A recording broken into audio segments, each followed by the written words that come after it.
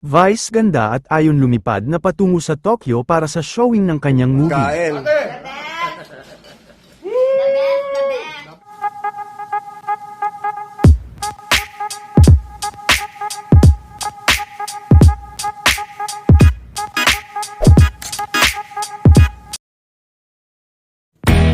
Habang nag-e-enjoy ang mga Showtime host sa Showtime kanina, ay marami naman ang naghanap kay Vice dahil wala ito sa Showtime dahil ngayong araw din ang kanyang paglipad patungo sa Tokyo para sa showing ng kanyang mga pelikula.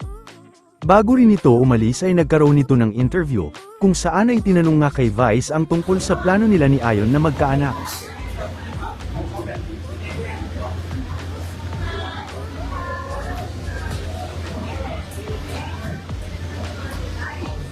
Speaking of with Ayon, may update na ba kayo sa plan nyo na magka-baby kayo sa Roxy? May plan ka na ba na magpahinga muna? If there are any updates, kayo pa.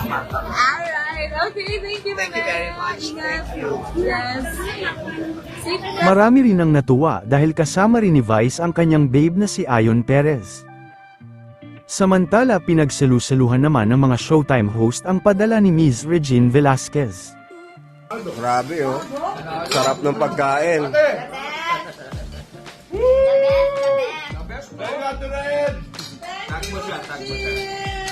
Box office. Ate rin, sarap. Ikaw nga ba si Mr. Right? Ikaw nga ba love of my life? Okay. Last question also, speaking to the film.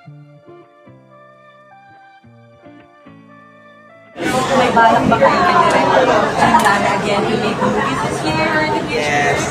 Sabi nga ni Director Lopez Lana nung press ko namin, Call Me Mother, parang tanggap niya na nakatali na siya sa akin. Hindi siya pakakawalan. So yung next movie ko, definitely kami pa rin ni Director Lopez Lana. Alright, last question. Ito sa plan niya, as I mentioned na kayo speaking of with Ayon, may update na kayo sa plan na magka-baby kayo sa Roxy? May plan ka na ba?